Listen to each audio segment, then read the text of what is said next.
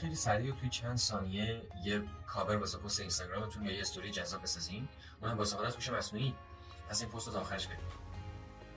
شما با ورود به وبسایت designer.microsoft.com میتونین هر چیزی که میخواین واسه شرح بدین و اون براتون بسازه. حتی شما میتونین یه عکسی رو جنریت کنین که توی اون کاور استفاده بشه، یا میتونین اد مدیا رو بزنین و یه فایلی رو آپلودش میکنین. مثلا من میخوام فایل آپلودش کنم و یه همچین پرامپتی هم بنویسم، حالا میتونین فارسی هم بنویسین، پرامپت رو مهم نیست، و جنریتش رو میزنین و این شروع میکنه به ساختن کاور پست کاورهایی که من ازش خواستم.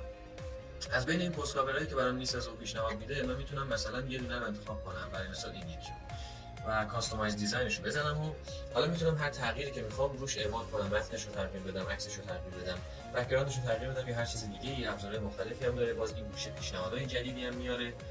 در این حال میتونین واسه متناتون فونت‌های دلخواه هم بذارین. میاین اینجا توی این قسمت مای